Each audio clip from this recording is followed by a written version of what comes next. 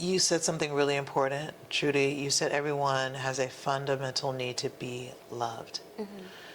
One of the best things you can do for yourself is figure out how to love you first, right? I don't go out looking for love. I am loved by me.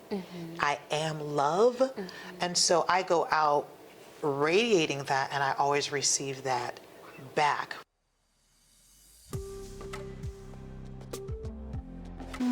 Good thing we've met each other so many times. There's no pressure of having. You are a lovely soul, and now I'm actually in your atmosphere. Yeah, I'm good. Oh, amen. I'm good. All right, ready? Yes, ma'am. All right. Hi, everyone, and welcome to Conversational Lounge Media, where we mentor, connect, and inspire others through real life stories. My guest today is absolutely no exception to that. Courageous, just like her name. She is doing amazing things in our community. She has been through a very impactful story, life in general, and I cannot wait for her to share her story with us and her journey with us. Courageous, welcome to the show. Thank you, Miss Trudy. It's a pleasure to be here. Oh my goodness, I always love seeing you, and you are just, it's your essence and your energy. Like when I'm around you, I feel that calming effect. And I just, it's not every day that you get to feel that when you're around someone, but I feel that when I'm around you. Wow.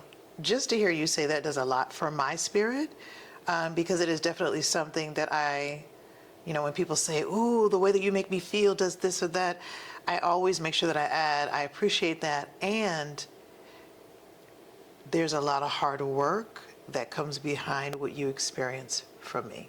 Wow. Yeah. In that note, for those who haven't heard about you yet, who's Courageous? And Wow. can you tell us a little bit about yourself? Wow. Sure. I'm going to get up a little bit for this one. Yes. Wow. So I guess Courageous is definitely the reborn part of me. Courageous, as you see here today, came into existence about 7 years ago, 7.5, 8, somewhere around there. Because I was literally raised in an atmosphere of abuse. And so the person that I was taught to be small and shrink and make sure that you don't make waves and all of those things, and make sure that you follow all the rules. And when you don't understand the levels of oppression under which you live and then learn to normalize, that's what your whole life continues to be. So my parents taught me to live under oppression with them initially. And the one that was driving most of that was my father. And so when you're a girl and that is the hierarchy that you're introduced to, that becomes the way that you view men as authority figures, relationships with men, whether it's friend, family, or work related. You think, okay, my job is to make sure that they're not upset with me, make sure I follow whatever their rules are, and if there's any problems, conflicts, or whatever, it's my job to fix myself so that the problem goes away. Right. And so that person is the person who got married and divorced twice. That was the person who was oppressed on every single job. That was the person who, even in friendships, that's who I was. Ooh, they're angry. What should I change about me so that they won't be angry anymore? And so finally, the last relationship like that was my 13 plus years of marriage. And at some point you go, what is this that I'm in? And so finally I understood there was language for what I was experiencing. And I'm like, all right, now that I'm out of that, who am I? Who do I want to be just because that's who I want to be? And I was like, wait a minute, but I like being big. I like being smart. I like speaking. I like using my voice for injustice for me and for other people. What would happen for my peace of mind if I just let myself be that? no matter who I'm around, no matter what sort of power that they hold, no matter what sort of relationship that we have, no matter what may be at stake, if I don't, what would that look like? And that's when the legal name change came. Wow. That's when the safety planning and then eventually the divorce came. That's when my insistence on not even co-parenting with an abusive parent came. Everything changed. And that was when I thought, now that I'm this person, now that I'm this determined to give myself permission, who else can I give permission to? Wow. Who else needs it? Wow. Come get some. Wow. That is very impactful. And I'll say that because, and I hesitated for a second because not only are you using what you went through to transform someone else's life right now, but you started with yourself. Absolutely. You even changed your name as a sign of, we're changing. We're done. Yep. I'm walking into a different chapter. Absolutely. And this is how it's going to be. Yes. Yep. Very intentional. Very intentional. So let's speak about your name, because that is very courageous. Fire. Let's get into that. Yes, please. Well, thank you. Thank you. I love it when people want to get into how I got to that specific name. Because, I mean, come on, you don't just pull that out of a hat, right? No, no. So my original birth name was Andrea. My middle name was Kay. Now, I'd always known that Andrea meant womanly, but I thought that was the only definition for my name. And when I started looking at this name's gotta go, I want to be clear that there was definitely, yes, I am definitely not that person anymore, and yes, I definitely need the name that honors who I am. But I also did not want to dishonor who I was, because Andrea got me here. Yes. Right? So I could not discard her as though she did not matter and as though she never was. I actually had Sidebar, I actually had the opportunity for my birth certificate to show Courageous Fire. When you change your name legally, you can do that. Oh. I didn't know that. You can go back, almost like you're going back in time. Yes. And you can literally erase. It would have said that I was born on December 8th, 1968 as Courageous Fire to my parents. It would have said that. And I thought about that and I said, no, I don't want to do that, because Courageous Fire loses so much impact and excitement even for that journey if you think that I was always there. I wasn't. I want you to know I came from Andrea Kay to Courageous Fire. So I'm like, all right, well, how do I pay homage to Andrea while I'm walking into my new personage? Yes. And so I said, well, let's just see. What are the definitions? What does my name mean? I thought I was going to find something new about Kay. I thought I knew all there was to know about Andrea. Andrea means womanly. It also means courageous. I love it. And I was like, oh, okay, well, really that's the first name. Yes. Because literally that courage was always there. She was under the surface. I will tell you what would always awaken the courageous that was hidden. Someone being picked on would always, even though I was shy, even though I did not like to make waves, I couldn't be silent if somebody in my little environment, and I could see that there was something unjust about how they were being treated, and I thought I could change it, I couldn't walk past it. Couldn't. So that was always there under the surface. I'm like, ooh, that fits. Well, what does K mean? Fiery or fire? It was meant to be. Yep. You were meant to be this courageous with the fire blazing. Yes. Yep. Wow. Absolutely. That is beautiful. And I love that because, sometimes, when you talk about transformations, right? Yes, we focus more in our mental space and you have to transform that and transform things internally. But you took that outwardly also by showing that it is okay to have that breaking point and a change, completely transform even your identity from what was known, how it was buried, hidden in there, and just letting your light shine and really come out. Wow. I'm getting goosebumps. You know what's kind of fun too, or, well, I won't say fun, I should say more interesting about why, because you were talking about the inside toward the outside. Yes. But honestly, changing my name to that gave me a certain level of courage to stay true, right? Because how hard is that at 46, 47, somewhere in there, to go, I'm going to leave behind that person and I'm going to step into something else that I truly believe in, and I'm going to be that person all the time, no matter who I'm around, what I'm doing. That was totally different from the good girl that I had grown up to be and that I had been as an adult so far.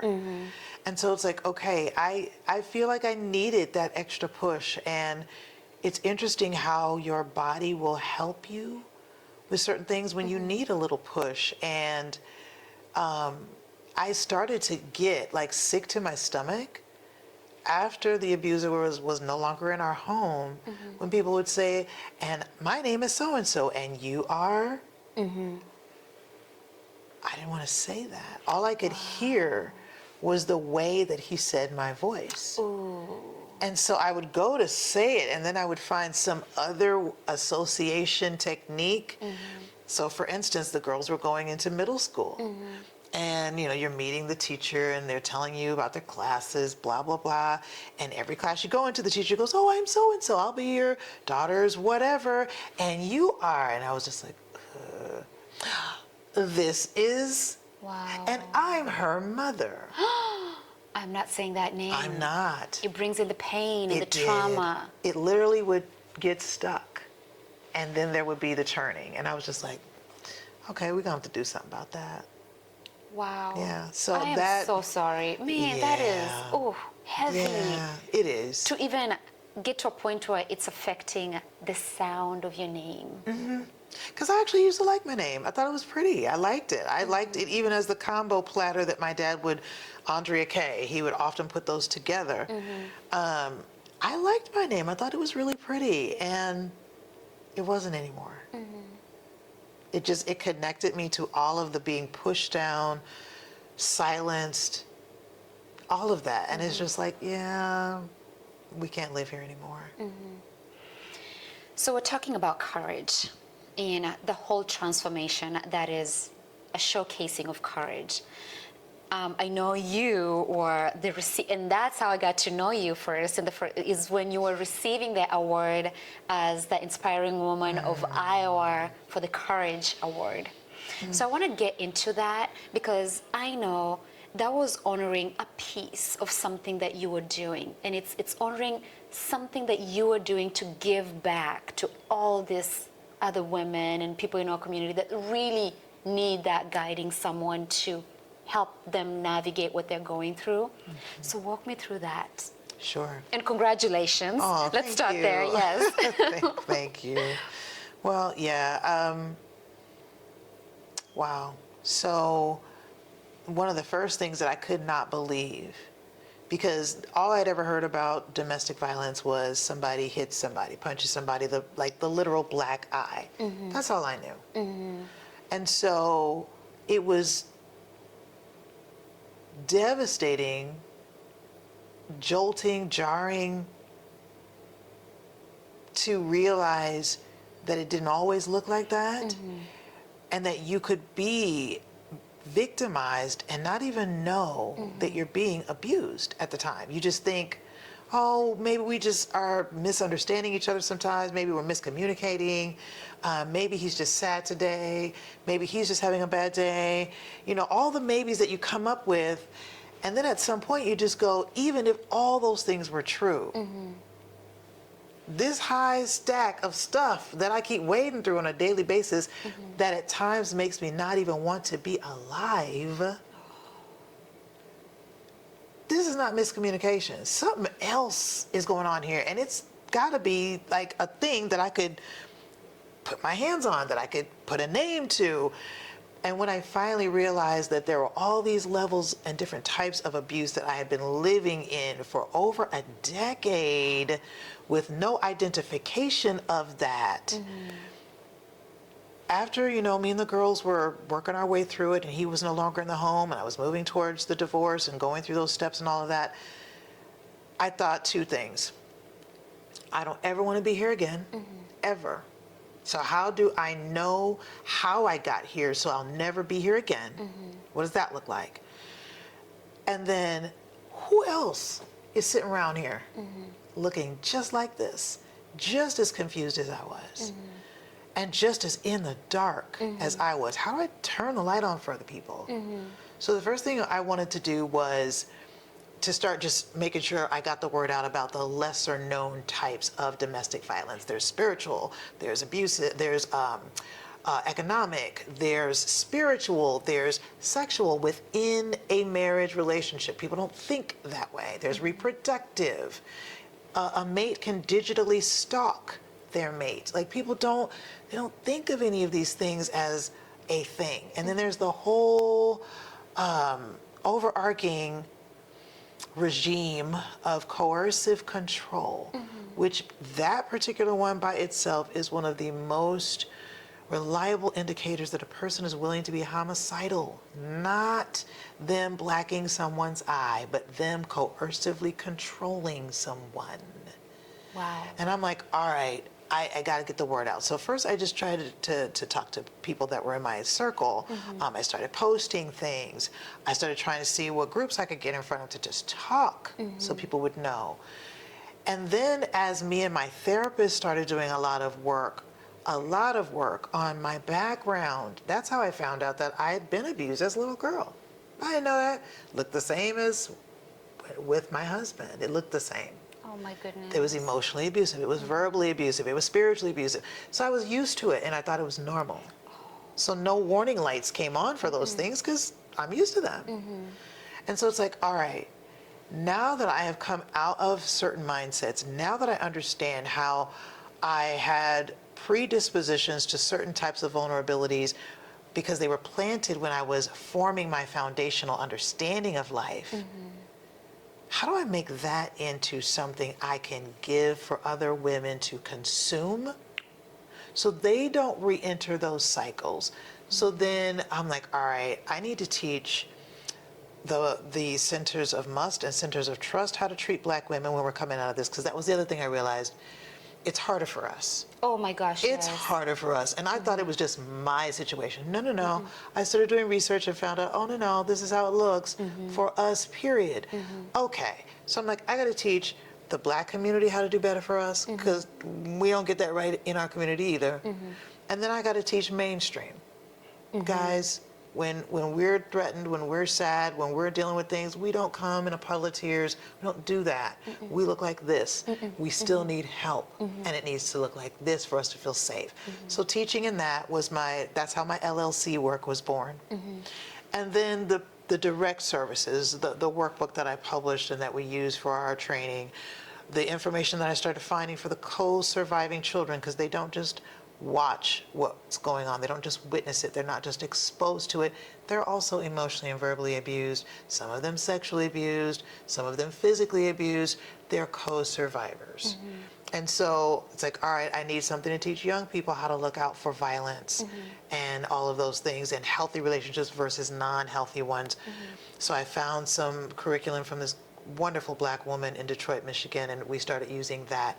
So just, I'm like, all right, that's how these parts got born, because I looked at my kids and what they were struggling with, what I was struggling with, and how we got better.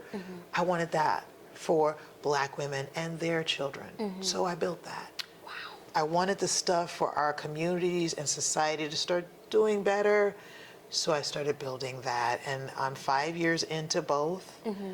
And I'm happy to say that the work, especially the educational piece, has been in national places now. Wow. Which feels really, really good to be talking to people in other states, Yes. and other organizations who are going, wait a minute, hold on, we don't have it right either. Yes. Can you come here?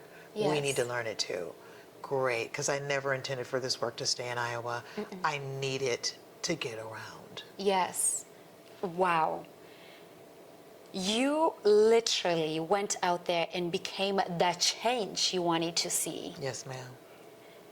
you know how when a diamond, before it becomes like a polished shiny diamond, it has to go through fire, it has to go through transformation. And you Yeah. went through that. Yeah. Now you really do like you, I can say you understand how it feels like to be Yes. on the other side. I do. And not see that help coming. Yes. And you mentioned something that's very important. When someone's going through something and they're coming out of it, there's this period here where you feel alone. You don't even know who to talk to, how to even begin. If I say this, I'm going to be judged here. So, yes, we internalize things, feeling that we're alone and we're hurting ourselves even more and just persevering and going through. Yes. The fact that both the curriculum and the centers that you have is teaching people when you are going through this, this is what it is, like applying definitions to things that they're going through. Yes. You're spreading knowledge and you're helping people understand, and people will find that community, because if you're going through something and you can trust any of your friends or family to tell them, but you have Courageous and her center, you can come there and you'll find like-minded people who are going through something that you can have a support group. Correct. Whatever you're doing is such an important work. Thank you. I Wow. appreciate that. I appreciate that. And thank you for pointing that out. That was one of the biggest things that was really hard, you know, and my daughters and I, we still talk about this sometimes. They're 17 and 18 now. They were 10 and 12 when he first left the home.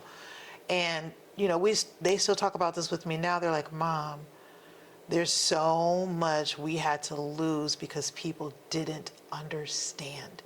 I cannot tell you, Trudy, how many times people said, well, I don't understand. Like, so did he put his hands on you? Okay, so why can't you guys just work that out? Oof. For the sake of the kids. I mean, do you want them to come from a broken home? I mean, Always the sake of the kids. oh, wow. Like, and like no one, well, I get that you guys weren't getting along, but, and I'm like, no, it's not that we weren't getting along. People don't look at, especially in our community, bless our hearts, and I'm not saying this to come down on us, I love us. But we have not learned enough about it to understand that domestic violence is not a mutual fight. Two people aren't fighting. Two people aren't arguing. Literally, a person, a predator, comes along and goes, ooh, there's a person with a vulnerability that I am already good at conquering. I'm going to target that person. And when I get to them, I'm going to gut them from the inside out because I enjoy doing that. That's what domestic violence is. Like, literally, he came looking for me. And like, there have been different times that people have asked for little bits of our story when we supposedly were the couple's goals, right? Like, people thought we were so great together, and so did I. I thought we were great for each other. I didn't know. When people were asking about our story, I cannot tell you that at least 3 different times, he was already stalking me. Oh. He was literally on the hunt then. He put himself in places where he thought he would meet someone, right? When he met me the first time, that was him scoping me out. Now, I didn't notice it. I came from a musical family. And so when he saw me, I was literally singing on a stage, right? And so afterwards, people come up to you and they say, oh, I really enjoyed that. I really appreciated it. I was really blessed by that, whatever. So he was one of those people that came up and said something. And I was like, oh, thank you very much. I really appreciate that. But his face didn't like resonate. Like, other people were saying things. I didn't remember any particular person's face, voice, features, none of that. Just people said things. I told them I appreciated it, and that was that. But that was him on his first time taking note of, what is she like? What did she respond to? Ooh. Already calculated. Already. Time number 2. Same type of situation. He saw me singing, came up, made conversation, stayed a little longer this time. After I replayed it later on, I was like, oh, wow, like literally, that was already happening. Stayed a little longer this time. Talked a little more this time, right? Third time, we ended up singing in a group at the same time. It was a little impromptu group that the person who was singing that day put together to do background vocals. Simple stuff, anybody could pick it up really quick. We were all singing background. At the end, his sister had befriended me just out of the blue, or so I thought. So then she goes and tells her brother, hey, these people have done this thing to my friend and she's really upset. So then he comes as a part of the cavalry to supposedly be helpful. So he's handing tissues and he's being a listening ear, right? So he's getting closer now. Yes. Right? Yes. So when he finally like makes his move, I thought I made the move. Wow. Wow. I thought I made the move. He put himself in a place where I was going to be, because his sister had already said, hey, Courageous, at the time my name was still Andrea, is playing for my church now. She comes there and she leads praise and worship and it's wonderful and it's this and it's that, it's the other. He didn't even go to that church. All of a sudden he started coming there. Then he started saying things. And he started watching my reactions. All of this was him like paying attention. Predators pay attention. They're very attentive and they're very absorbed in what you're saying. And so it feels like a person truly interested in you, the person. They're not. They're interested in whether or not you have vulnerabilities that they are good at exploiting. That's what they're learning about you. He learned those things. And then he knew that I would say something to him, which I did. And he took it from there. Then he played the role of a friend, and then he took that from there. And every time a move was made, I thought I was making a move. Wow. I wasn't. He knew I'd make those moves because he had set himself in a place for me to make them. Yes. Literally the whole time. And so that's me understanding that helped me go, okay, now that I'm pulling out of it, I have to cut off access because if I don't, You'll be sucked right in. he'll come right back around and I'll be right back in it. And nobody else understood the insidiousness of that approach. And so all of these well-meaning people were like, you know what, you guys just need some time. You know what, you guys just need to get back to basics. You know what, you guys need this, you guys need that. And so many people that I loved long before I ever knew who he was, I had to say goodbye to them because they just would not stop trying to force me back into what felt most comfortable for them, Yes. right? That's it. And so people coming out of that are very lonely. So many have talked about, you know, folks cutting them off, not understanding, badgering them, and then I don't know if there's anything more restorative for me than to hear these words, Courageous, thank you for seeing me. Wow. Wow. Thank you for making me feel heard. Thank you for putting names to the hell I've been experiencing. Like just those things, every time someone says that to me, it puts back a piece of what was taken from me in those almost 15 years of marriage. That is powerful because one thing that I've realized in life in general, everyone that you see around you is doing everything that they're doing because they want three things. Everybody wants three things. Everybody wants to be loved or feel love. Everybody wants to feel safe. Yes. And then what you just said about being seen and being heard. Those are the three things that we all humans fundamentally crave. Absolutely. And when you see people, you know, how we navigate our traumas and whatnot, it's because we want to feel safe. Yeah. We're people pleasing because if I don't people please, I won't feel safe.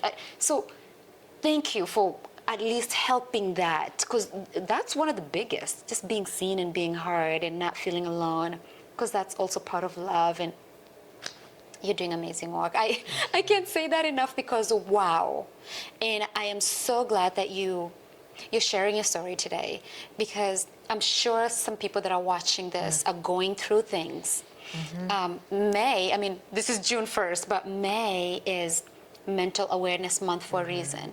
And it's, I don't know what happens, but people are going through things. Man. And having spaces like yours, that is paramount. It's we need that. It's one of those things that sometimes people don't know that they need that until they're going through something, or someone they really care about is going through something, that now they start, where do I start? What do I do? Like I'm just distraught. But if they have a starting point, like now they know they can come to you. With that being said, though, so I know you're nationwide now, but then if someone is interested in any of the programs that you offer, or just being a part of supporting others or learning or coming to you, how would they start doing that, and where would they come to? I feel like the easiest way for them to do that is I have a landing page where both organizations, you can enter one or enter the other. So I feel like if you go there, that's the easiest way to kind of get familiar with, well, how do I donate if I want to help? And I'm not a Black woman and I'm not a survivor. What do I do? Well, you can enter Courageous Access at the landing page and do that. Well, what if I know I just need to freaking learn? Like, I know I'm causing harm one way or the other in the safety of Black women or Black girls. What do I do? Well, you can enter Courageous Fire LLC so you can learn and be a part of the solution. That particular web address is cfirellc.com. Okay, I'll pin it there. Cfire LLC.com. Perfect. And they can learn more about the program and how to support and how to help. Absolutely. Now, for those people who are listening to this and they're gravitated to your story, they're really inspired by what you shared today, what word of advice or just a word of encouragement would you like to share with them today? Wow. You know what? My biggest thing is, you said something really important, Trudy. You said everyone has a fundamental need to be loved. One of the best things you can do for yourself is figure out how to love you first, right? I don't go out looking for love. I am loved by me. I am love. And so I go out radiating that, and I always receive that back, right? And my journey to that, I always tell people, what are the things about you that you think are ugly, that you think are undesirable? Spend some time in the mirror with those things until you can figure out exactly why you appreciate those things, admire those things, love those things. And that starts permeating into not just I love those things that I didn't used to even like before, but now I love me. My two things about me that I feel like I'm the most secure about is that I am me, no matter where I am or who I'm with or what I'm doing. And that I'm good with the person that I am. Like, I'm super comfortable with me. But I got to that by sitting in the mirror. And if you don't do that work, like, it doesn't come any other way. We love this easy way. But you know what, beloved? There isn't any easier way than that. So, like, for instance, my eyes are small, and I feel like I don't really have any eyelashes, and I always make this joke that when I blink, it sounds like this. And so I spent time in the mirror, and I realized that these eyes right here, these eyes, when I look at people, they go, she can see my whole being, those eyes, and they feel like I am noticing just them and only them. That's why my eyes are this way, because I was going to become this person, and people need to know that I'm focused on them, laser focused. And these eyes convey that. That's why they're here. They weren't here to be long and fluttery. They were here to do that. They're part of the package, the vessel that I was created to be. So now I really like them. And now I really love them because they convey the intensity of which I focus love and healing on a single object, a person. Wow. Right? Do those things in the mirror. Do it. Because then it won't matter how much you weigh. It won't matter when you lose your hair. It won't matter when you get old. None of that will matter because the person you have fallen in love with is still the same person. Wow. Wow, wow, wow. Thank you for sharing that. That is a powerful, powerful advice. And I'll say this because you know how you can only give what you have? Yep. So to your point, you need to love starts here. You have to love yourself, because if you love yourself, then you radiate that love, then you're giving from what you have. Otherwise, how can you say you love someone else if you can't really even spend time with you? Ma'am, absolutely. Wow. Yep. So, before I let you go, I would love to keep you the whole day here. I wouldn't mind. Y'all can't see what I see. It's gorgeous out there. But before I let you go, is there anything that I didn't get a chance to ask you today, but you feel like it's important that you share with your audience? Yes. If you feel like something is not okay, even if you don't have a name for it, you can't put your finger on it, please listen to that. We all come with an indicator system that gives off alarms, and what we do as adults is we've learned to go, yeah, but since I don't have like a package for that indicator, I'm probably overreacting. I'm probably doing too much. I'm probably focused on something that's really trivial. Know that your indicator light, and those sounds and those lights get more dim the more you ignore them. That is the most important thing I could ever say to any human being. If you feel like something is off, it is. It is. And if it has to do with relationships and you feel like it's off, the National Domestic Violence Hotline is 24/7, 800-799-7233. It can be same-sex relationships, or it could be heterosexual. It doesn't matter. But if you feel like something is wrong, those are the people who can help you identify exactly what's happening to you, and they can help you safety plan so you can get out without getting harmed and without us losing you. Listen to yourself. Wow. Thank you so much for being on the show today. I am very inspired by just your journey, your resilience, and also how you're giving back and helping others really navigate through this difficult journey. It is not easy work. I can only imagine the weight that you go home with every night after. It's not easy work. I know that for a fact, and thank you. Thank you for being here. You're such a gift. And continue doing it, continue being you, because man, we need more people like you. Thank you. Thank you, sis. I appreciate you as well. Thank you.